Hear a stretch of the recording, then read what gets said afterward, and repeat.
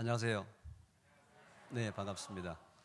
여러분을 만나 뵈려고 저도 주일날 예배드리고 KTX 타고 지하철 타고 여기 한성대역 앞에 내려서 여기까지 왔습니다. 만나 뵈어서 대단히 반갑습니다.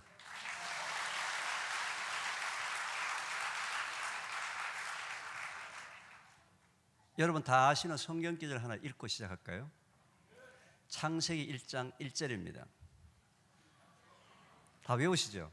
왜냐하면 매년 1월 1일날 새벽에 되면은 올해는 내가 성경을 통독하리라 하고 항상 1월 1일날마다 새벽에 보는 성경 글귀 창세기 1장 1절 다 같이 한번 봉독해 보겠습니다. 태초에 하나님이 천지를 창조하시니라. 아멘. 이 태초에 하나님이 천지를 창조하시니라 이 1장 1절 말씀 속에 하나님께서 우리에게 주실 것을 다 주셨습니다. 다 주셨는데 그 말씀에 순종을 한다면은 하나님께서 성경 속에 있는 모든 내용을 저희들은 주시겠다는 겁니다. 그럼 그 속에 66권의 성경이 있는데 성경의 제일 마지막 귀절이 뭔지 아십니까? 요한계시록 22장 21절 그 마지막 귀절이에요. 그럼 뭘로 끝날까요? 주 예수의 은혜가 모든 자들에게 있을지어다. 아멘. 이렇게 66권 성경 기절이 끝납니다. 성경을 통해서 예수님께서 저희들에게 주시고자 하는 것은 뭐예요? 은혜를 주시겠다는 겁니다. 뭐 하면은 태초에 하나님이 천지를 창조하시니라는 창세기 1장 1절의 말씀과 같이 하나님이 주신 말씀대로 순종하면은 모든 은혜를 주시겠다. 이게 성경 66권의 처음과 끝이에요. 오늘 여러분 드디어 그 원하시던 성경 통독을 했습니다. 그렇잖아요, 그죠? 그 안에 있는 내용들은 이제 어떻게 하면 순종할 거냐, 어떻게 하면 은혜를 받을 거냐, 그죠? 시작과 결론을 여러분 다 아셨잖아요, 그죠? 제가 왜 이런 말씀을 드리냐면요, 이제 많은 분들이 제가 이제 TV에 많이 이렇게 출연을 하다 보니까 저를 자꾸 의사로 착각을 하기 시작합니다. 교수님 제가 어디 아픈데 뭘 해야 됩니까? 심지어는 저희 아버님이 당뇨인데 여주가 좋습니까? 돼지 감자가 좋습니까? 어떠시겠어요? 민간의학까지 저한테 묻는데 여러분 아시다시피 저는 의사가 아닙니다. 그럼 왜 많은 사람들이 제가 하는 얘기에 관심을 갖고 있고 왜 모든 종편방송에서 제가 섭외일 수 있느냐? 제가 하는 역할은 이런 겁니다. 어떤 사람의 증상이 나타납니다. 가볍게는 감기에서부터 심각하게는 암까지 증상이 나타나게 되면 반드시 정확한 검진을 거쳐서 전문의의 도움을 받아서 적절한 치료를 반드시 하셔야 됩니다. 왜요? 안 하게 되면 더 심각해질 수 있기 때문에. 근데 문제는 그 증상이 나타나게 된 원인이 있다는 겁니다. 원인. 여러분 꼭 기억하십시오. 원인 없는 증상은 없습니다. 원인이 어디 있을까요?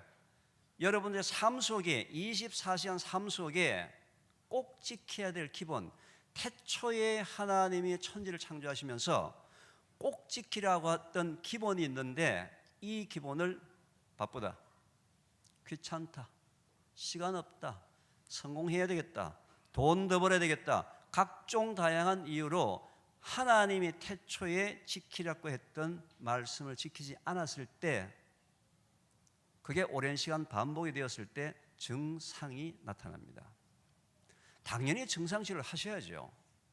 그런데 그 사람의 삶 속에 원인이 계속 반복이 되고 있는데 증상치료만 해서 문제가 해결됩니까? 해결될 수가 없습니다. 그런데 지금 모든 사람들은 증상을 치료하는 비법과 특효약에만 관심이 초점이 맞춰져 있어요. 저는 한 번도 비법과 특효약에 대해서 강의를 한 적이 없습니다. 하나님의 태초에 최소한 인간에게 꼭 지켜야 될 기본, 어떤 상황이든지 간에 꼭 지켜야 될 기본에 대해서 강의를 하면서 교회에 와서 강의를 할 때는 하나님의 말씀에 순종하는 삶을 살자라고 말씀드리는 거고요. 일반인들에게 또는 TV에 나서 강의를 할 때는 자연의 법칙에 거슬리지 말자. 안에 발표하는 내용은 똑같습니다. 제가 이 창세기 말씀을 통해서 첫째 날, 둘째 날, 셋째 날, 넷째 날, 다섯째 날, 여섯째 날, 일곱째 날까지 하나님께서 천지를 창조하시면서 인간이라면 꼭 지켜야 될 것들을 이미 창세 때 다 태초에 주셨어요. 그걸 우리가 몰라서 또는 오해해서 또는 뻔히 다 알고 있는데 안 지켜서. 이 세 가지. 근데 오늘 저한테 주어진 시간 범위 내에서는 몇 가지만 여러분들한테 좀 말씀을 드리겠습니다. 근데 보통 저도 이제 예수님을 영접한 지가 지금 30년이 넘었습니다만은 신앙생활을 하는 사람 중에 가장 큰 착각 중에 하나가 뭐냐면은 자기가 육체적으로 하나님의 말씀에 불순종한 삶을 살면서 이걸 자꾸 영적으로 기도만 해서 해결하려고 하는 모습이었어요. 당연히 기도를 해야 되겠죠. 근데 하나님께서는 우리 육체를 주시면서 어떻게 했습니까? 흙으로 빚으셔서 코에 생기를 불어넣어서 생명이 되게 하셨기 때문에 영적인 말씀에 순종하는 부분은 우리가 영적으로 하나님의 말씀에 순종한다는 얘기는 왜 사냐 이거죠. 왜 성공을 해야 되며 왜 돈을 벌어야 되며 이 세상에 존재해야 될 이유가 무엇이냐, 이걸 피조물로서 그 존재 이유를 아는 것이 바로 하나님의 말씀에 영적으로 순종했을 때 하나님께서 주시는 은혜란 말이죠. 육적으로는 어떻습니까? 육적으로 하나님의 말씀에 순종한다는 얘기는 하나님의 성령이 거하는 성전을 관리하는 거룩하고도 거룩한 사역입니다. 고린도전서 3장 16절 말씀이 이렇습니다. 너희가 하나님의 성전인 것과 하나님의 성령이 너희 안에 거하시는 것을 알지 못하느냐. 하나님을 믿는 사람이 우리의 육체를 관리하는 것은 하나님의 성령이 거하는 성전을 관리하는 거룩한 사역입니다. 하나님을 믿지 않는 사람이 자기 몸을 관리하는 것은 보신주의나 이기주의가 될지언정 하나님을 믿는 사람은 육체적으로 태초에 하나님이 어떻게 여러분들을 관리하라고 주신 그 말씀대로 순종을 하는 기본을 유지하는 삶을 살게 되면 최소한도 하나님께서 허락하신 인간의 수명 120세는 문제가 없다는 거예요. 모든 게 우리가 하나님의 말씀에 순종하지 않아서 생긴 문제이기 때문에 제 강의의 초점은 태초목걸이라는 강의를 제가 5년 넘게 지금 하고 있습니다만 일반인들 대해서는 제가 무료로 지금 제가 토요일 날 강의를 하고 있습니다만 강의의 초점은 기본을 회복하자는 겁니다. 잃어버린, 그동안 잊어버렸던, 오늘 여기 오신 분들 아마 저한테 주어진 시간이 지금 약 1시간 정도 내외의 시간인데요. 1시간 동안에 제가 강의를 드리고 나면은 내가 참 여태까지 헛똑똑하게 살았구나. 2시간 강의를 안 듣는 걸 다행으로 생각하십시오. 2시간 제가 여기서 얘기하게 되면 여러분이 아마 일어나서 걸었을 때 좀 아마 휘청휘청 못 걸으실 것 같아요. 너무 억울해서. 그 정도로 현재 우리의 기성세대는 배고픔에 굶주리면서 벗어나려고 기본이 무너진 삶을 지금까지 살았습니다. 그런데 제 강의의 초점은 기성세대가 아닙니다. 현재 여러분들의 아들, 딸, 손자, 손녀예요. 우리의 아들, 딸, 손자, 손녀는 우리 기성세대만큼 배고픔에 굶주림이라는 이런 세대를 모르고 살았는데도 불구하고 현재 기성세대보다는 질병 통계가 더 나쁩니다. 행복지수가 더 나쁩니다. 지금 현재 믿는 사람이든 믿지 않는 사람들이 간에 자녀들에게 원하는 것이 올해가 뭡니까? 수능 점수 잘 받았어. 좋은 대학 가서 좋은 직장 만나서 결혼 잘했어.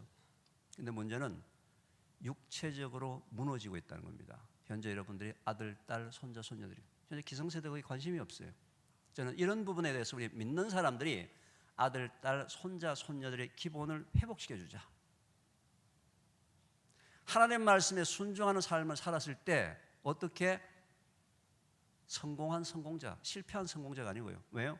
자기 분야에 대해서는 성공했는데 성공하기까지 기본을 무시한 삶을 살았을 때 어느 정도 성공하고 보니까 건강이 나쁩니다. 그 사람은 실패한 성공자입니다. 자기 인생에 대해서 실패한 사람이에요. 우리 주위에 너무나 많은 실패한 성공자를 봅니다.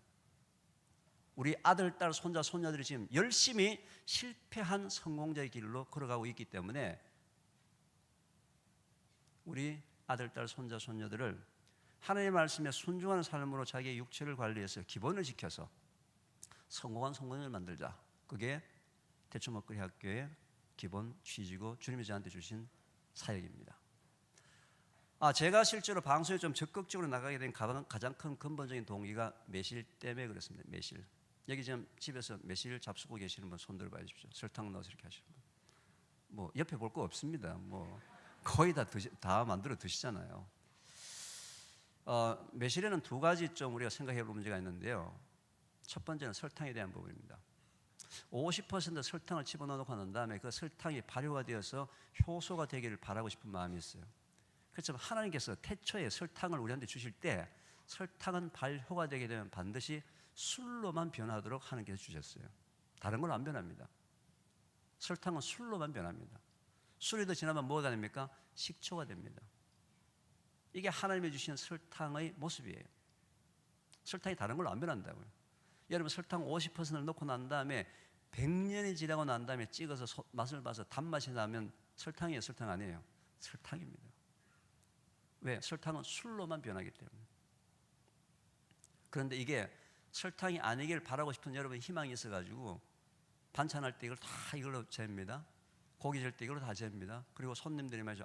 이 집에 반찬과 고기가 왜 이렇게 맛있나 그러면 아주 자랑스럽게 얘기합니다. 우리는 설탕 사용하지 않는다고, 매실청 사용한다고, 매실 진액 넣는다고, 효소액 사용한다고, 발효액 사용한다고. 전부 설탕이 있기 때문에 너무 많은 양을 먹지 말라는 겁니다. 만약 50% 설탕을 집어넣는 게 있다면 7배로 희석해서 하루에 반 컵이 최대량입니다. 그 이상 드시면 안 됩니다. 특히 연세가 60 가까이 돼서 넘으신 분들은 포도당 과다 섭취는 치매하고도 관련되는 문제가 있기 때문에 그렇습니다. 두 번째는 모든 매실을 담글 때 청매실을 가지고 담급니다. 청매실은 풋과일입니다. 풋과일은 씨앗에서 발화가 되면서 영양성분이 굉장히 좋습니다. 그래서 새나 동물들이 사람들이 많이 먹게 되면 멸종을 할까 싶어서 하나님께서 그 풋과일 속에다가 독을 집어넣습니다. 많이 먹지 말라고, 걔네를 또 보호를 해달라고.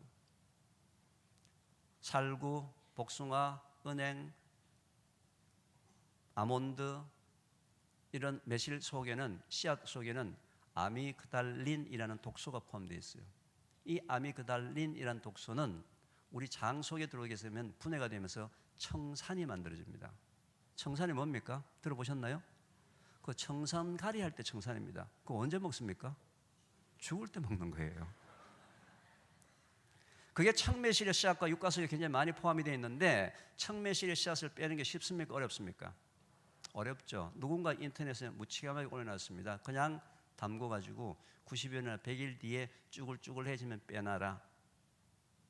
그 아미그달린은 독소는 90일이나 100일 뒤에 나오는 것이 아니고 처음부터 씨앗과 육과 속에 매우 많은 양이 있었다는 겁니다. 하루를 담궈놓으면 하루치만큼 우러나올 거고요.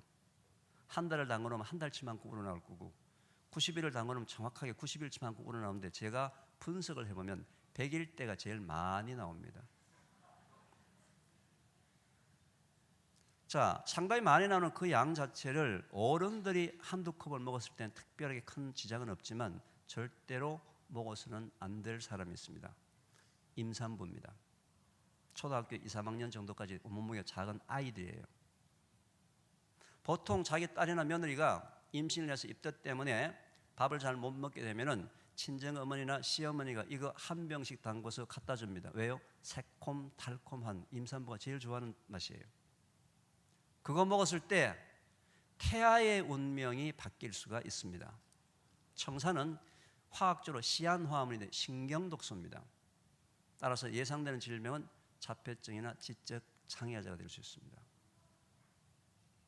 이게 걱정이 되어서 400년 전에 조상님들이 후손들한테 매실을 먹을 때는 꼭 이렇게 먹으라 하고 동의보감에 강조했습니다. 매실을 먹을 때는 꼭 씨앗을 빼고 먹어라.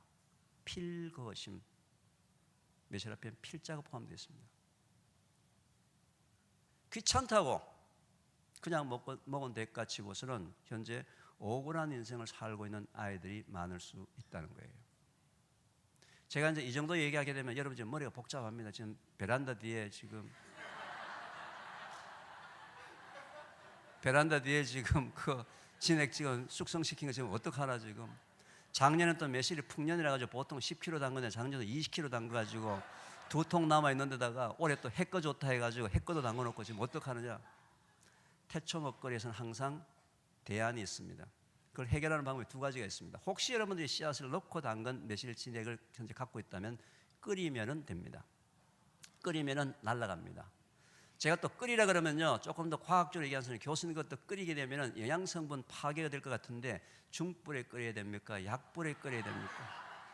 조금 더 심각하게 생각하시는 분들은 있잖아요. 교수님 그거 몇 도씨에서 몇 분간을 끓여야 됩니까? 아주 복잡합니다. 그냥 팔팔 끓이시기 바랍니다. 팔팔 끓여도 매실의 주성분인 그 구연산, 시트릭 애시드라는 구연산은 파괴가 되지 않습니다. 비타민 C 정도는 파괴되니까 꼭 끓여서 식혀서 드시기 바랍니다. 저는 개인적으로 끓여서 식혀서 하더라도 임산부는 주지 말라고 얘기합니다. 임산부한테 주려면 항상 어떻게 해서 담궈야 된다고요? 씨를 빼고 담그시면 돼요. 씨를 빼고 담그시면 돼요.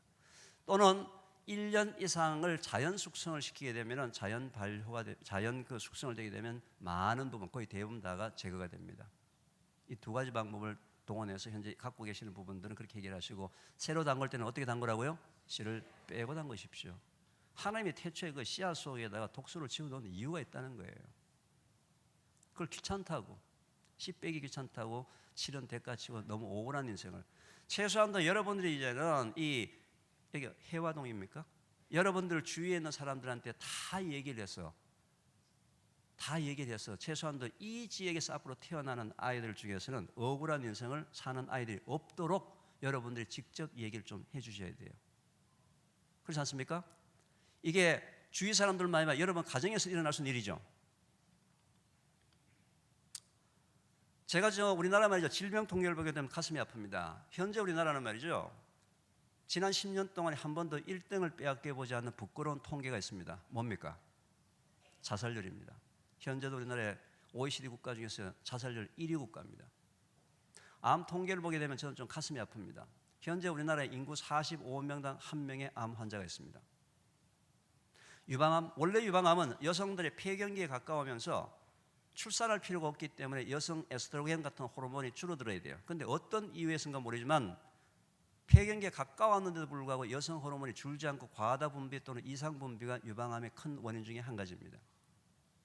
따라서 미국 사람들은 보게 되면 일반적으로 20대, 30대, 40대, 50대 계속 유방암 환자 숫자가 증가를 합니다. 그래서 40대 이하 젊은 사람들이 걸린 유방암 환자 숫자가 전체 유방암 환자의 약 10%밖에 되지 않습니다. 우리나라는 40대 이하의 유방암 환자 숫자가 전체 유방암 환자 숫자의 약 몇 퍼센트 정도가 되겠습니까? 미국은 10% 근처라고 했습니다. 추측 한번 해보십시오.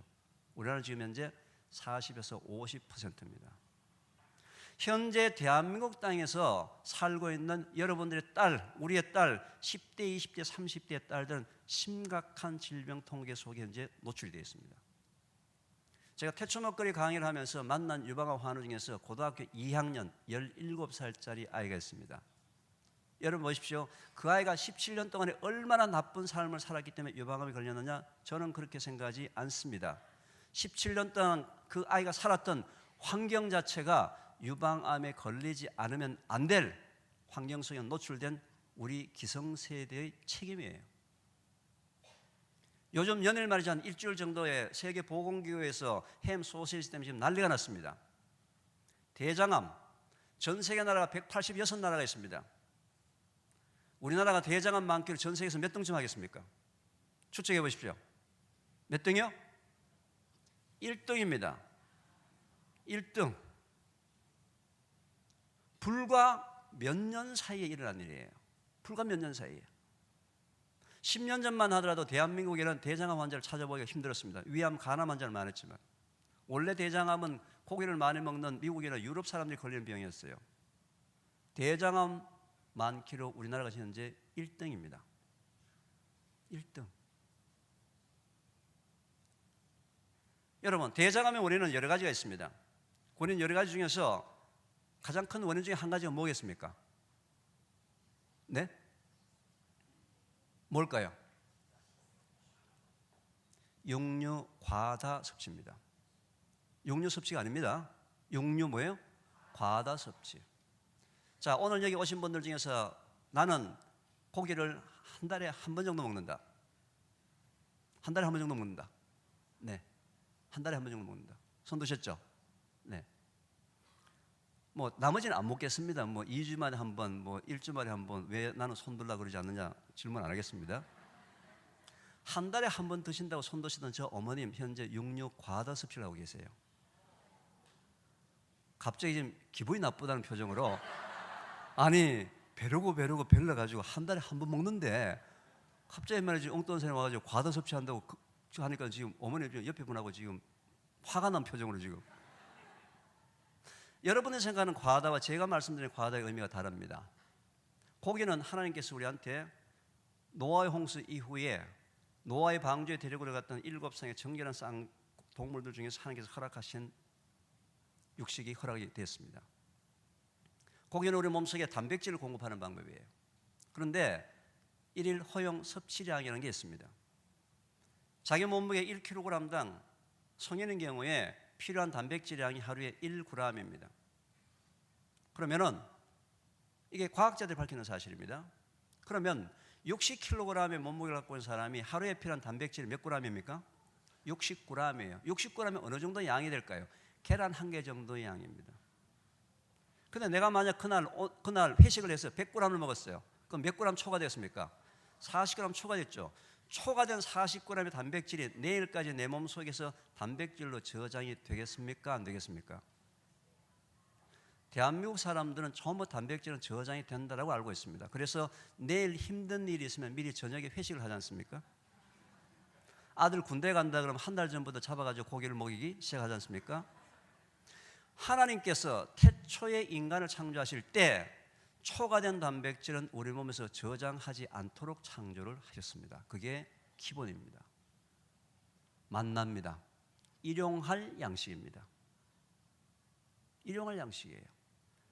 왜 그러면 한국 사람들은 고기를 먹어야지만 힘이 생기고 고기를 대접해야지만 손님 대접을 잘했다고 생각하느냐? 우리의 아픈 과거가 있습니다. 어떻게 해요? 아주 오랜 기간 동안에 고기는 부자들만 먹던 시절이 있었습니다. 부자들만 먹었어요. 아무나 못 먹었어요. 그래서 전 세계에서 고기를 그만큼 작게 집어넣고 물을 그만큼 많이 집어넣는 소고기 국이라는 음식이 한국에만 있습니다. 왜요? 고기가 워낙 비싼데 입은 많고 식구는 많고 하니까 고기 물 먹고 그날 고기 먹었다라고 착각을 하는 거죠. 그 정도로 우리는 고기에 대해서 원한이 쌓인 거예요. 한이 있는 거예요. 가슴 속에. 그래서 한 달에 한 번 드신다고 아까 손들었던 저 어머님 가족들하고 고깃집에 가서 고기를 먹습니다. 그럼 애들한테 뭐라고 얘기합니까? 한 달에 한 번 왔는데 실컷 먹어. 아니 한 달에 한 번 애들 데리고 고기 먹으러 가죠. 야 너 1인분만 먹어? 0.5인분만 먹어? 이렇게 째짜는 엄마가 있어요? 없어요. 많이 먹어. 실컷 먹어. 자 그러면은 그날 먹었던 양을 30일로 나누게 되면은 오바가 아닌데 초과가 아닌데 먹었던 당일날 뭐 한 거예요? 초과를 한 거예요.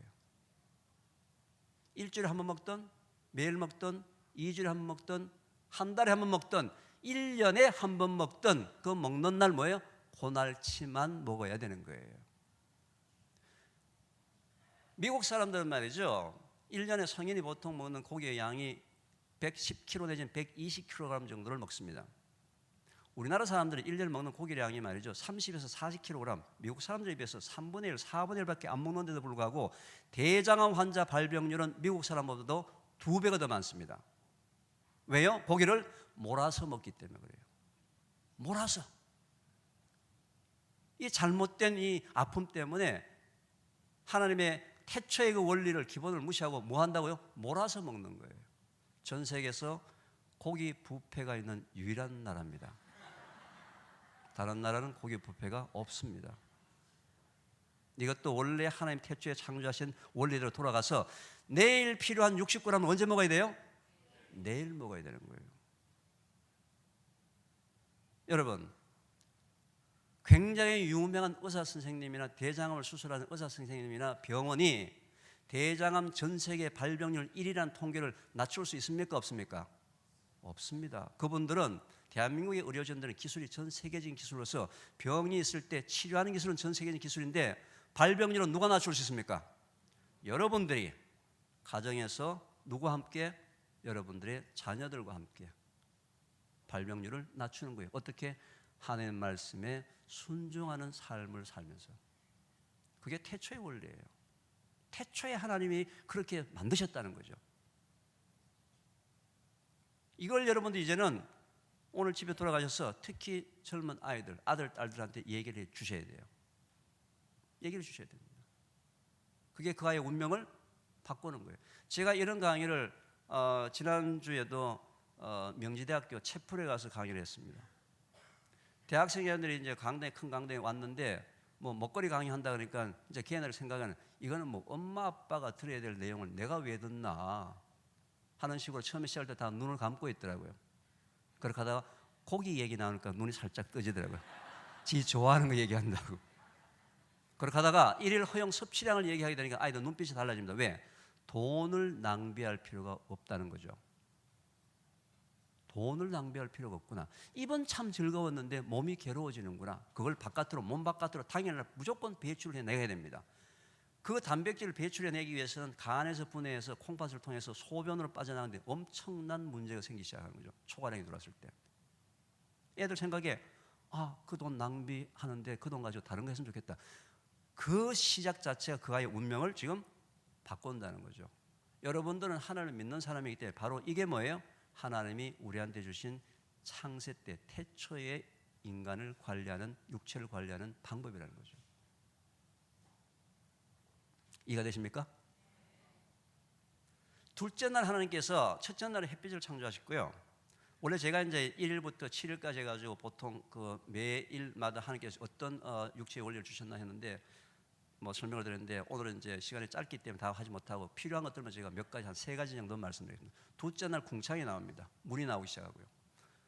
우리 인체는 말이죠. 우리 인체는 저는 전공이 분석화학입니다. 뼈나 살을 분석해 보게 되면은 토양 성분, 흙 성분하고 화학적으로 똑같습니다. 인간은 흙집입니다. 흙으로 걸어 다니는 집이에요. 사람 죽으면 다 어디로 갑니까? 흙으로 돌아갑니다. 잘났든 못났든. 흙집은 어떻게 됩니까? 관리를 하셔야 돼요. 여러분 보시는 이 개호라는 걸어다니는 흙집도 제대로 그동안에 관리를 못했습니다. 못해가지고 창문이 엄청 많이 고장났는데 창문을 고칠 재주 놓고 해서 할 수 없이 이렇게 이중청 더 창문에 달고 다닙니다. 목사님도 뭐 창문 관리 잘 못하셨네. 우리 어르신은 창문 관리 잘 하신 것 같은데요? 혹시 또 첨단 필름 창문 하신 건 아니겠죠? 아침 오실 때 뭐예요? 세수하셨죠? 여러분 흙집, 대문, 물청소하신 거예요 지금. 깨끗하게 보려고 지금. 그러고 난 다음에 루즈도 바르고 한 게 이제 대문 물청소하고 난 다음에 거기다 페인트를 지금 알록달록하게 칠해가지고 예쁘게 보려고. 그죠? 집은 관리를 해야 되는데 우리 흙집의 70%가 물입니다. 호흡, 땀, 소변, 대변을 통해서 여러분들의 의지에 관계없이 일정량의 물이 몸 바깥으로 빠져나갑니다. 빠져나가는 양을 보충해 주지 않으면 뭐예요? 일단 혈액 속의 94%가 물인데 혈액이 농도가 탁해지기 시작합니다. 자, 혈액이 탁해지게 되면 만병의 시작입니다. 영양분 공급도 안 되죠. 노폐물 청소도 안 되죠. 혈액 속에 면역세포가 있는데 암세포가 생겼을 때 현지까지 가서 공격해야 되는데 혈액이 찐득찐득해서 현장까지 갈 수가 없기 때문에 암 환우의 공통분모가 물을 평소에 작게 먹는 습관을 갖고 있는 사람들입니다. 현재 대한민국은 거의 60% 이상이 만성 탈수로 습관화가 되었습니다. 물 먹는 것을 잊어버렸습니다. 물 먹는 걸 잊어버렸어요. 최소한도 자기 몸에서 의지에 관계없이 호흡, 땀, 소변, 대변을 통해서 빠져나가는 물량만큼을 보충해 주는 것이 바로 하나님의 말씀을 순종하는 흙집을 관리하는 방법이에요. 물 먹는 게 뭐예요? 사역입니다. 무슨 사역이요? 성전관리.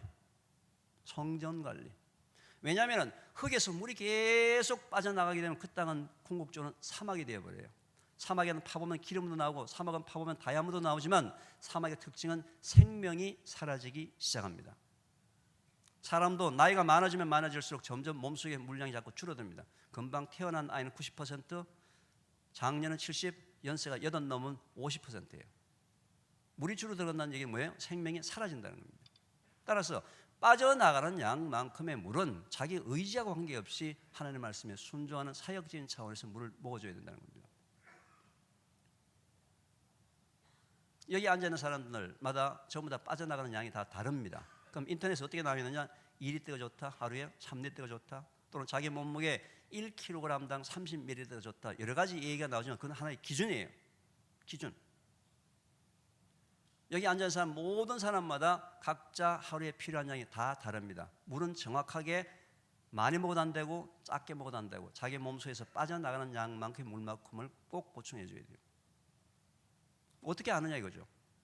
이것도 하나님께서 이미 알려주셨습니다. 여러분들 몸에서 물을 정확하게 자기 몸에 필요한 양의 물을 아는 방법을 알려주셨어요. 두 가지 방법을 통해서 알려줍니다. 첫 번째, 여러분 몸속에 물이 부족하기 시작할 때 화장실에 가서 소변을 보게 되면 소변의 색깔이 노란색으로 짙어지기 시작합니다. 여러분, 왜 소변의 색깔을 노란색으로 하나님이 주셨을까요? 보고 느끼라 이거예요. 여보세요, 물 좀 먹으세요. 하도 안 먹고 자꾸 까불고 돌아다니고 하니까 알리려고 물 먹으세요, 물 먹으세요 신호를 주기 위해서 소변의 색깔이 점점 짙은 색으로 진해지기 시작합니다. 소변의 색깔이 짙은 색으로 진해지기 시작하게 되면 빨리 물을 먹어서 하루 종일 소변 색깔이 옅은 노란색이 되도록 유지를 하셔야 되는 거예요. 그런데도 안 먹고 그냥 갔습니다. 잊어버렸어요. 그러면은 갈증이 나타납니다. 갈증은 물 부족 가장 마지막 현상입니다. 갈증이 일어났을 때는 우리 인체에서 굉장히 나쁜 일이 많이 벌어지기 때문에 항상 물은 갈증을 느끼기 전에, 땀을 흘리기 전에, 목마르기 전에, 운동하러 가기 전에, 항상 부족하기 전에 미리 먹는다. 꼭 기억하시기 바랍니다. 근데 아까 제가 얘기했다시피 우리나라는 이제 물 먹는 걸 많이 잊어버렸어요. 또 물에 대해서 너무 민감해서 물을 너무 많이 먹는 사람이 있습니다. 물을 너무 많이 먹어도 안 됩니다. 물을 많이 먹어도 심각한 문제가 생깁니다. 죽습니다. 실제로 미국 라디오 방송에서 물 먹기 시합을 했습니다. 게임기를 걸어놓고서 1등 상을 게임기를 걸어놓고서 물 먹기 시합을 했는데 28살짜리 세 아이를 가진 엄마가 물 먹기 시합을 했는데 하나의 조건이 있었어요. 화장실을 안 가고 오래 참으면서 물 많이 먹는 사람한테 1등을 줬습니다. 이 엄마가 자기 아이한테 이 게임기 1등 상을 주려고 3시간 동안에 화장실을 가지 않고 7.5리터를 마셨습니다. 1등 상을 아이한테 게임기를 줬는데 그날 저녁에 그 엄마는 심장마비로 사망을 합니다. 소위 저나트륨 혈증, 몸속에 염분의 농도에 비해서 물의 양이 너무 많이 들어서 염분의 농도가 낮아진 거예요. 그래서 우리가 여름철에 굉장히 뜨거운 여름철에 운동을 해서 땀을 많이 흘리게 되면 물만 먹지 말고 뭘 같이 먹으라 그러죠? 소금을 같이 먹으라고 얘기한 거죠. 내가 물을 많이 먹는지 어떻게 하느냐? 여러분 몸속에 물이 필요 없을 때 물을 먹게 되면 금방 화장실을 가고 싶습니다. 화장실에 가는 횟수가 너무 많으면 물을 쓸데없이 많이 먹는다는 거예요. 하루에 화장실을 8번 이상 가는 사람은 물 먹는 횟수를 줄이시기 바랍니다. 제가 아무리 이렇게 얘기하더라도 현재 아까 제가 말씀드린 대로 우리나라 사람들은 현재 물 먹는 습관 자체가 잊어버렸어요. 바빠서 잊어버린 것도 있고요. 요즘은 특히 어린 아이들, 우리나라 30대 주부가 굉장히 똑똑합니다. 많이 배웠고요. 인터넷 뒤지게 되면 모든 정보가 다 있어서 너무 똑똑해서 아이들이 학교 갔다가 유치원 갔다가 들어오면서 문 열면서 엄마 물 줘 했을 때 이 똑똑한 30대 엄마가 뭘 줄까요? 주스 줍니다. 우유 줍니다. 왜요? 영양가가 더 많다고. 자, 여러분 어항에 고기가 있는데 고기 물을 갈아주죠. 고기 보고 얘야 주스가 훨씬 더 영양가가 있단다.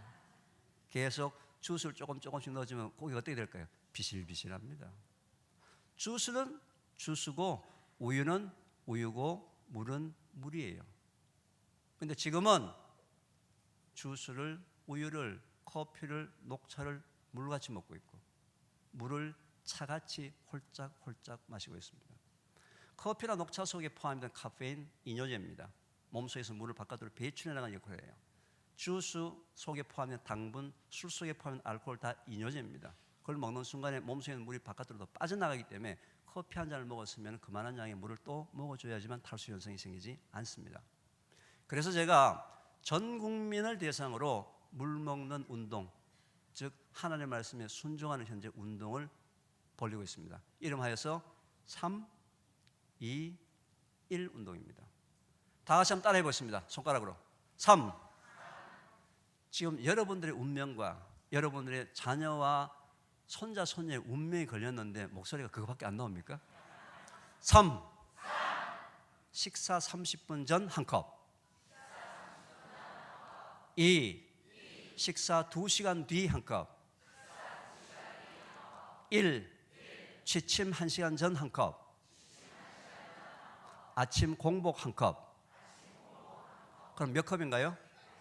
하루에 한 끼밖에 안 드세요? 식사 30분 전 한 컵, 식사 2시간 뒤 한 컵, 그럼 하루에 6컵. 그죠? 밥 먹기 30분 전 한 컵, 밥 먹고 2시간 뒤 한 컵, 하루에 6컵. 그죠? 그 다음에 취침 1시간 전 한 컵, 아침 공복 한 컵, 총 몇 컵이요? 8컵.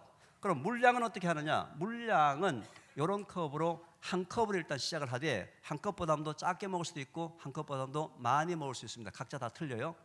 어떻게 하느냐? 자기의 소변의 색깔과 화장실 가는 횟수를 가지고 자기의 몸에 필요한 물량을 찾으시기 바랍니다. 그리고 하루에 8잔을 시간을 정해서 한번 드셔보십시오.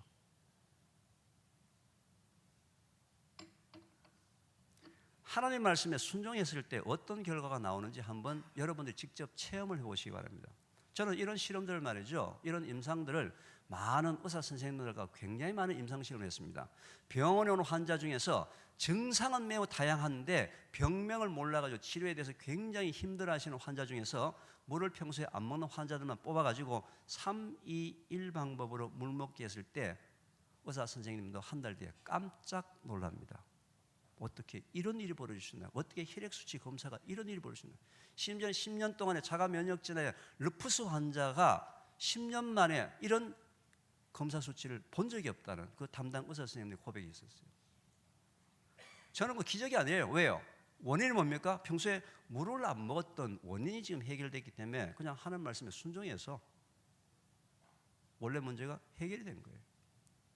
그런데 오늘 제 얘기를 듣고 난 다음에 평소에 물을 안 드시다가 물을 먹게 되면 오늘도 화장실을 자주 가기 때문에, 그렇게 되면 수용성 비타민, 미네랄 그리고 염분의 농도가 낮아지기 때문에 평소보다는 채소 과일을 좀 드셔야 되고요. 평소보다는 좀 더 짠 음식, 그렇다고 소금을 일부러 먹을 필요 없지 된장 2-3스푼을 좀 더 드셔서 염분의 농도를 보충해 주시기 바랍니다.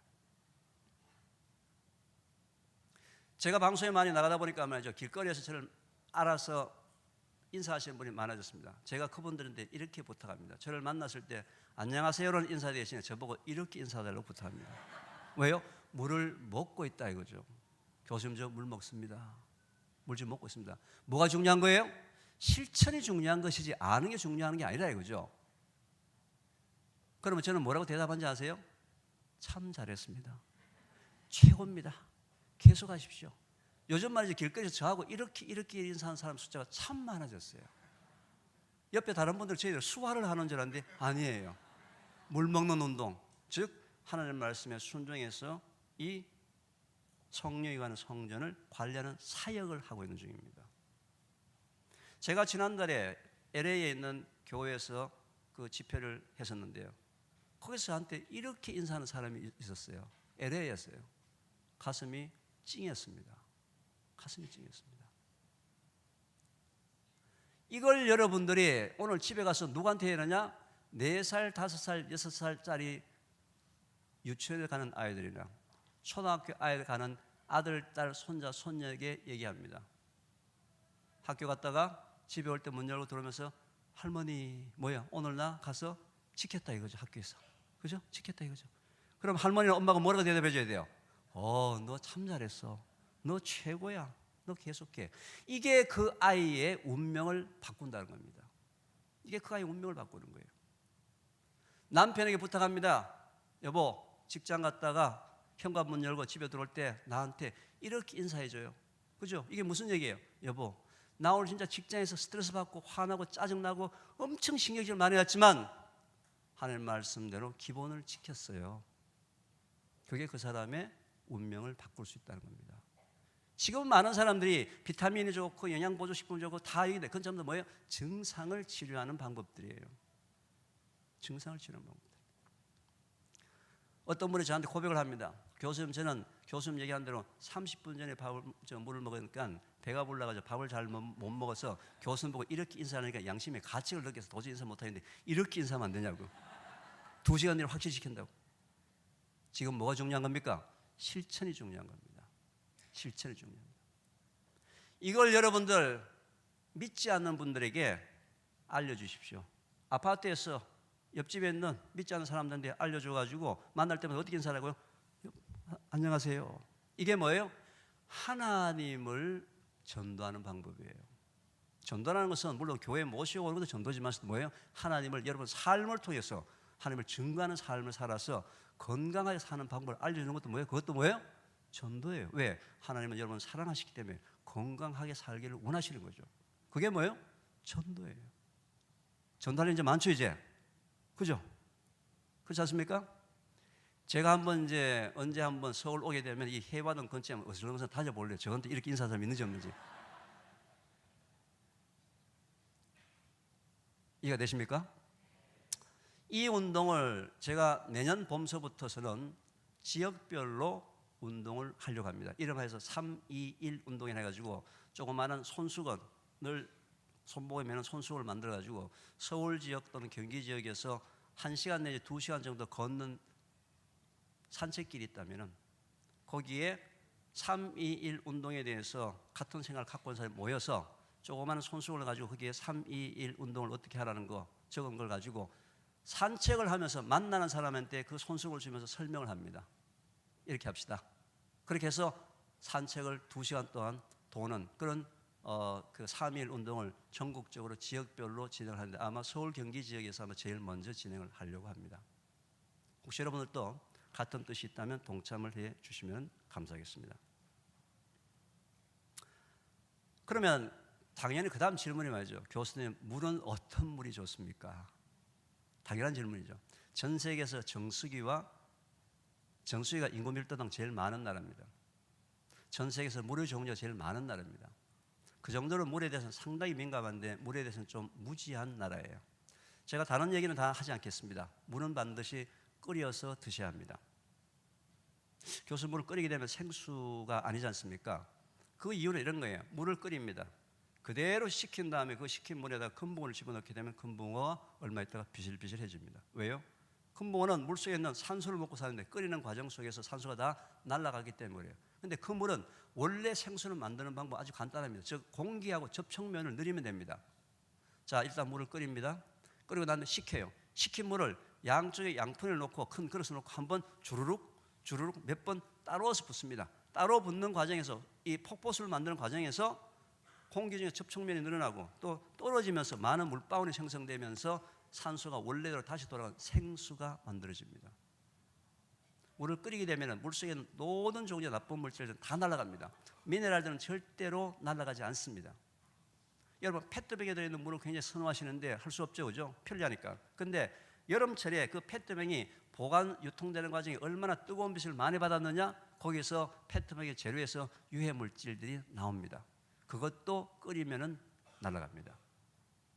민감하신 분들은 아토피나 이런 아이들은 그것도 여름철에 끓여서 먹는 것이 좋습니다. 여름철에는. 그래서 물을 끓여서 항상 드시는 것이 좋습니다. 정수기 그 부분에 대해서는 가장 간단한 정수기, 너무 비싼 정수기 말고요. 가장 간단한 정수기를 가지고 먼지, 흙 이런 게 우리나라가 아직까지 원수가 좋은 편인데 아파트에 들어와서 저장고에 들어와서 물이 더 오염이 되는 과정이 있기 때문에 그렇습니다. 그래서 꼭 그렇게 하시고 이제 물이 맛이 없어서 못 먹겠다고 얘기하시는 분들한테는 제가 현미를 볶아서 좀 우려서 드시라 이렇게 얘기합니다.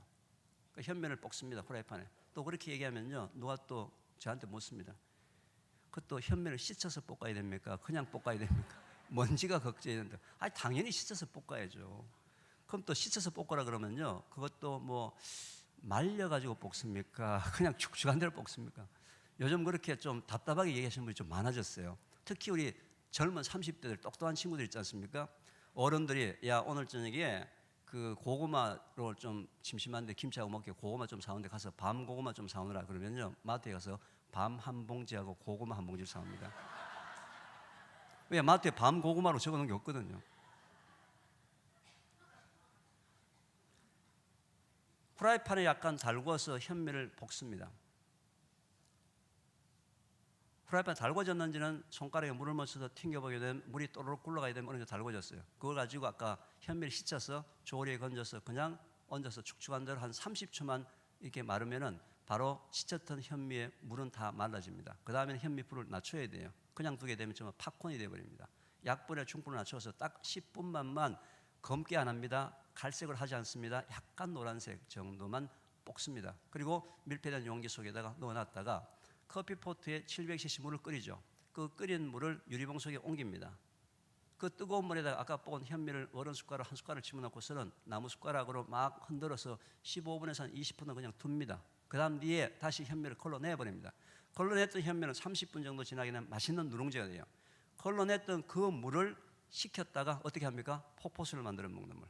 바로 그 물이 여러분 너무 물이 맛있습니다. 물 맛없다고 하는 분들한테 한번 추천해 보십시오. 너무 물이 맛있습니다. 그리고 그 색깔 있죠?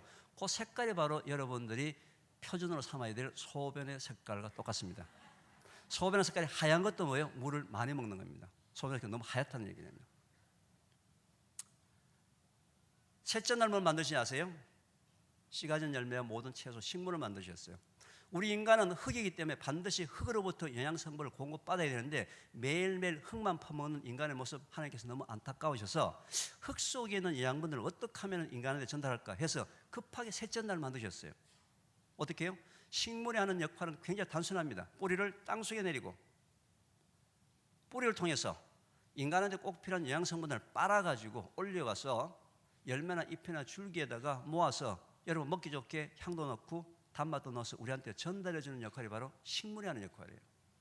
식물이 하는 굉장히 중요한 역할을 합니다. 여러분 토마토 즐겨 드세요? 토마토 색깔이 왜 빨간지 아십니까? 혹시 모르세요? 제가 어디 시골에 가서 강의를 하게 되니까 말이죠. 연세 한 8 넘으신 어머니께서 할머니께서 씩씩하게 손을 들어서 토마토 색깔이 빨간 이유가 부끄러워서 그렇다고. 그 할머니 때문에 한참 웃었습니다. 똑같은 강의를 말이죠. 제가 서울 와서 기업인들 대상으로 강의를 했을 때 토마토 색깔이 빨간냐 그러니까 서울에 있는 기업인들은 한마디로 그러더라고요. 열받아서 그렇다고. 토마토 속에 굉장히 중요한 성분들을 넣어놨는데 토마토 색깔을 허옇게 그냥 만들어서 눈에 안 띄면 여러분들이 안 먹을까 싶어서 걱정이 되어서 하나님께서 강조하느라고 색깔을 빨갛게 주신 거예요. 먹어라. 빨간색이 워낙 눈에 잘 띄잖아요. 그럼 왜 배추도 빨간색, 상추도 빨간색, 오이도 빨간색, 왜 다 빨간색이 아닐까? 분명히 또 인간들 중에 빨간색 싫어하는 인간들이 또 있을 것 같아가지고 초록색에도 좀 넣어주시고 노란색에도 좀 넣어주고 보라색에도 넣고 각종 색깔, 인간 눈에 가장 현란하게 띄는 색깔 속에다가 영양성분의 구조는 다 틀려요. 보라색은 안토시아닌, 빨간색은 라이코펜. 그런데 기능은 뭐예요? 우리 몸의 항산화 기능, 노화를 방지하는 기능의 물질들을 나눠놨습니다. 여러분이 스트레스를 받았을 때는 무조건 컬러푸드를 먼저 드셔야 하는 거예요. 태초에 하나님의 천지를 창조하시면서 여러분들이 스트레스를 받을 줄 알았겠습니까? 몰랐겠습니까? 벌써 아셨어요. 그래서 급하게 셋째 날 색깔 있는 채소와 과일을 주신 거예요. 색깔 있는 채소와 과일 속에 포함되는 엔타이옥시던트, 항산화 물질이 여러분들이 스트레스 받을 때 생겼던 활성산소를 중화시켜주는 중화제입니다. 보통 스트레스 받게 되면 내가 운동으로 푼다, 노래한다, 잔다, 여행한다. 자, 운동을 했을 때는 행복 호르몬이 만들어서 굉장히 기분이 좋아졌는데 문제는 그 행복 호르몬의 메커니즘하고 활성산소하고는 전혀 관계가 없는 메커니즘이에요. 기본학적으로만 좋아진 거예요. 내가 운동을 해서 스트레스를 풀었다고 생각하지만 그때 받은 스트레스 때문에 그대로 몸속에 남아있는 거예요. 우리나라 사람들이 스트레스를 받을 수밖에 없는 사회 속에서 이렇게 질병통계가 많은 이유가 대한민국의 거의 대부분의 사람들이 스트레스를 술과 고기로 풀려고 하기 때문에 그렇습니다. 술과 고기는 우리 몸속에서 들어와서 분해가 되면서 활성산소가 추가로 만들어집니다. 스트레스 받아서 활성산소를 제거시켜야 될 텐데 술, 고기를 먹어서 활성산소가 추가로 생기고 술 때문에 기분은 좋아졌는데 몸은 더 나빠지고 있는 것이 현재 우리나라 사람들의 현재 실정이에요. 고등학교 3학년짜리 아이가 하루 종일 스트레스 받고 집에 들어왔을 때 주로 부모들이 뭐 줍니까? 주로 튀긴 음식, 고기를 줍니다. 그거 먹고 그 아이들 수능 점수는 올라갈지 모르겠지만 그 아이 건강은 지금 현재 바닥으로 내려가고 있는 중이에요. 아이들한테 뭘 줘야 된다고요? 색깔은 채소나 과일을 줘야 되는 거예요. 또 토마토 얘기하면 말이죠. 여기 이제 주부님들이 많으니까 어디서 또 들었습니다. 남자들의 전립선이 좋다 하더라. 여성들의 피부 모양이 좋다 하더라. 그래서 남편을 위해서 아침에 출근할 때 참 정성스럽게 말이죠. 토마토를 믹스에 갈아서 한 잔 줍니다. 맛 좀 내라고 거기다가 당근도 넣고 사과도 좀 넣어가지고 완전 남편 지금 반 죽이는 거예요. 지금. 여러분도 집에 가 또 혼내지 마십시오. 몰라서 그런 거예요. 칼라푸드 속에, 특히 토마토 속에 포함되어 있는 그 인체에 좋다고 얘기하는, 전립선에 좋다는 그 성분은 지용성입니다. 토마토를 그냥 먹었을 때는 우리 인체의 그 라이코펜이라는 성분이 우리 인체에서 4%밖에 흡수가 되지 않습니다. 96%가 흡수되지 않아서 오히려 장을 더 힘들게 만듭니다. 그럼 삶거나 볶거나 굽거나 데치면 어떻게 되냐? 삶거나 굽거나 데치게 되면 생걸로 먹을 때보다는 흡수율은 높아지만 그래도 100%가 아니기 때문에 마찬가지 장에 부담을 줍니다. 가스 발생시키고 오히려 더 힘들게 만듭니다. 그래서 외국 사람들은 항상 토마토를 먹을 때 날걸로 먹든 삶아서 먹든 구워서 먹든 항상 무엇하고 같이 먹습니까? 올리브 오일이라는 기름하고 같이 먹습니다. 그런데 한국 사람들은 토마토를 과일이라고 생각하기 때문에 기름하고 같이 먹는 부분들에 대해서는 정서적으로 문화적으로 받아들일 수가 없어요. 예를 들면 오늘 여러분들이 저한테 이제 토마토는 지용성이기 때문에 기름하고 먹어야 된다. 내일 집에 손님이 왔는데 토마토를 칼로 4쪽을 내가지고 포크 넣고 옆에다 참기름 찍어 먹으라고 내가 손님이 뭐라 그럴까요? 문화적으로 이게 정서적으로 안 맞는 거예요. 그렇다고 토마토 먹을 때마다 기름을 갖고 다녀야 되냐?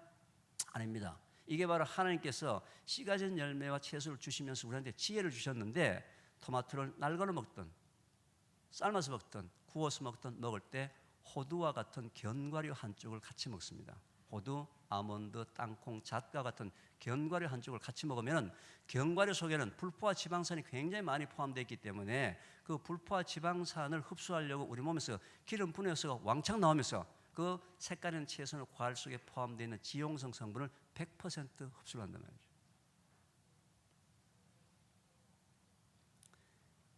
제가 더 이상 얘기하면 안 되겠죠, 그죠?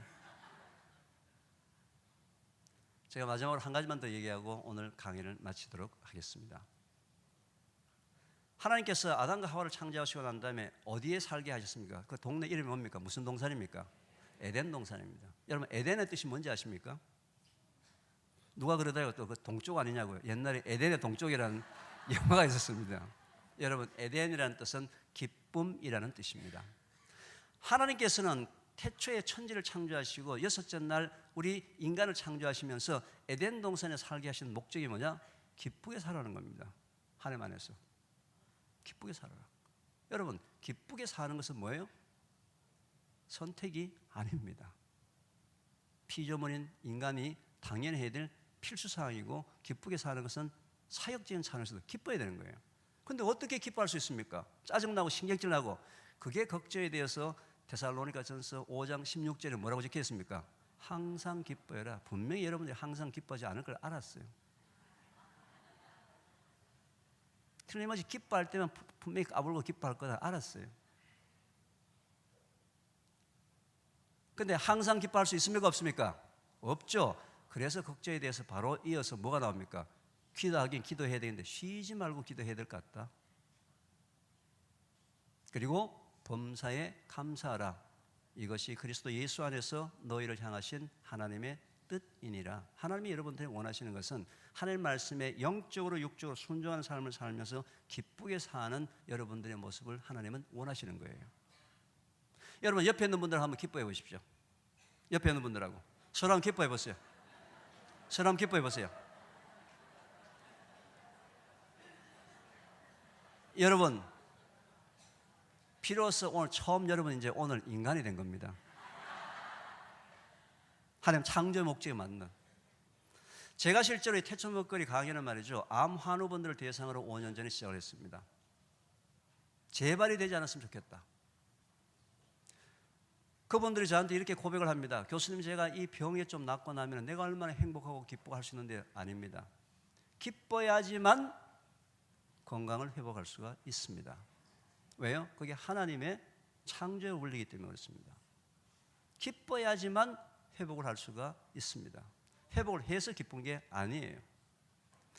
영국의 데이빗 루이스라는 이 심리학자가 참 재미있는 실험을 했습니다. 사람이 한번 크게 웃을 때 우리 인체에 얼마나 긍정적인 반응이 일어나는지, 얼마나 좋은 호르몬이 만들어지는지 양을 측정을 하고요. 심전도와 또는 이 뇌파 측정도 해서 얼마나 인체에 좋은 반응이 일어나는지를 전부 다 과학적으로 증명하기 시작했습니다. 그리고 한쪽 방에다가는 공짜 돈을 한번 줘봤어요. 만 원 공짜로 주고서 그 사람 막 좋아할 때 호르몬 측정하고 뇌파 심전도 측정하고 막 했습니다. 한번 여러분들이 기분 좋게 신나게 웃을 때 공짜 돈 얼마 생겼을 때하고 똑같은 현상이 우리 몸에서 일어나겠습니까? 2,500만 원입니다. 최소한도 오늘 여기 오신 분들 전부 다 억대 부자가 되신 거예요. 4번 웃으셨죠? 4번 웃었죠? 한 번 더 보려고 또 한 번 더 웃으시는 얘기죠. 바로 이 웃는 것을 여러분 가족들과 함께 먼저 시작을 해야 됩니다. 그리고 여러분들 주위 사람들한테 웃는 걸 전파하는 게 뭐예요? 그게 하나님을 전하는 거예요. 여러분 삶을 통해서. 저 사람 왜 저렇게 자꾸 웃지? 그게 뭐예요? 하나님을 전도하는 방법이고 예수님을 알리는 방법입니다. 그게 전도예요. 여러분 삶을 통해서.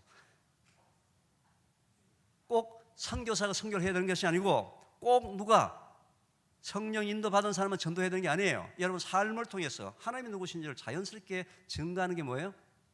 전도입니다. 전도예요. 이게 훈련을 하셔야 됩니다. 저도 고향이 대구입니다. 참 말 없이 자랐습니다. 부모님도 말이 없습니다. 먹고 자자 끝이에요. 그냥 거의 아들과 아버지 간에 대화가 거의 없었어요.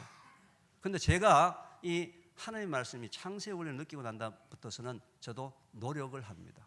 노력을 좀 어설프고 이러지만서도 노력을 합니다. 예를 들면 이런 거죠. 여러분 오늘 아침에 나오실 때 머리 감으셨죠? 여러분들은 머리 감을 때 어느 부위를 가장 먼저 감습니까? 다 머리 어느 쪽에? 뒤에요? 앞에? 위에? 저는 머리를 감을 때 제일 먼저 감는 부위는 눈을 제일 먼저 감습니다. 여러분 눈 뜨고 하세요?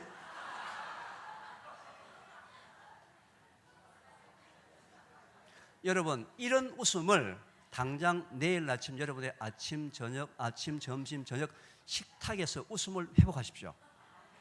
여러분 식탁에서 웃음을 회복할 때 그 가정이 바로 뭐가 됩니까? 에덴 동산이라는 얘기예요.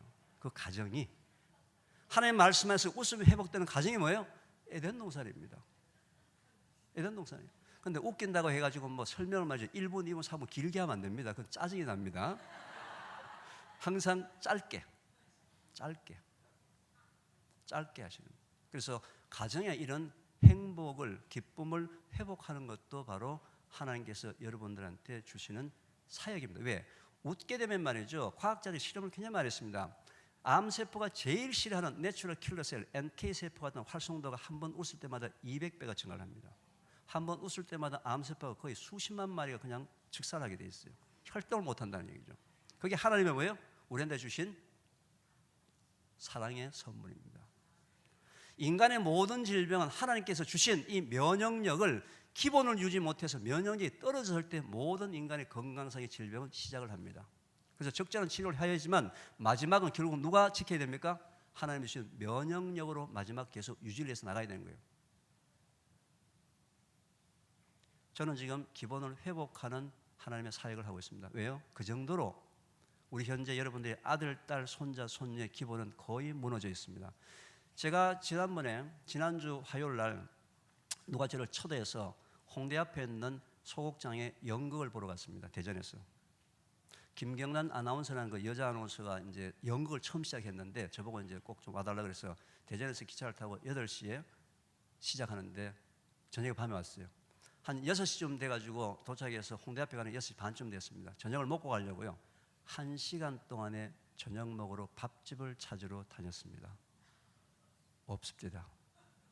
1시간 동안에 그 홍대, 저는 홍대 밤에 처음 가봤는데 거기는 대한민국이 아니더라고요. 아주 화려하더라고요. 그런데 밥집을 못 찾았습니다. 제가 숟가락으로 밥을 퍼먹을 수 있는 밥집을 못 찾았어요. 전부 고깃집, 술집밖에 없습니다. 화장품 파는 가게하고 옷집하고 밥집이 없더라고요. 제가 그날 그 연극을 보면서 계속 가슴이 아팠습니다. 계속. 우리 믿는 사람들이 기성세대가 기본을 회복하는 방법을 아이들한테 가르쳐줘서 성공하더라도 성공한 성공자가 되는 방법을 가르쳐주는 것도 하나님의 사역이다. 저는 그렇게 생각합니다. 제가 오늘 뭐 시간이 짧아서 다 얘기 못한 이 기본적인 부분들은 제가 태초 먹거리라는 책이 현재 출판이 되어 있습니다. 혹시 주위에 굉장히 힘들어하거나 이렇게 어려워하는 사람들이 있다면 혹시 책을 한 권 선물해 보십시오. 혹시 그 사람의 기본이 회복이 되어서 그 사람이 갖고 있는 문제를 해결할 수도 있을 것입니다. 비법과 특효약이 아닙니다. 여러분 누구 방문하게 될 때 그 가정에 책을 한번 선물해 보십시오. 혹시 그 아이들이 그 기본이 회복돼서 그 아이의 운명이 하나님께서 원래 허락하신 대로 주님의 사역을 할 수 있는 영육 간의 균형 있는 강건함을 가진 하나님의 자녀가 될 수도 있을 것입니다. 그리고 태초 먹거리라는 강의가 현재 무료로 강의를 진행하는데 현재 신청자가 매우 많습니다. 수천 명씩 현재 대기를 하고 있기 때문에 강의장을 무료로 빌려주는 장소를 찾아서 지금 이제 계속 하고 있기 때문에 여러분들이 신청을 하게 되면은 예전에 이제 둘째 주, 넷째 주 토요일 날 2번을 했는데 지금은 장소하고 일정이 정해지지 않았습니다. 부정기적입니다. 감사하게도 서울 쪽에서는 여의도 쪽에서 대기업에서 갖고 있는 큰 대형 강당 500명이 들어가는 강의장을 빌려줘서 서울 지역 강의는 항상 거기서 현재 강의를 하고 있습니다. 혹시 주위에 4시간짜리 기본 강의를 들으실 분이 있다면 추천해 주시기 바랍니다.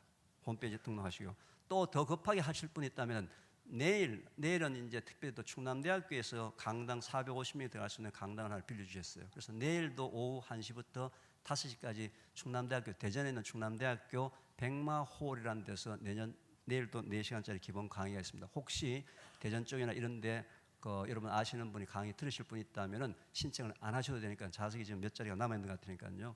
말씀하셔서 참석을 해주시면 감사하겠습니다.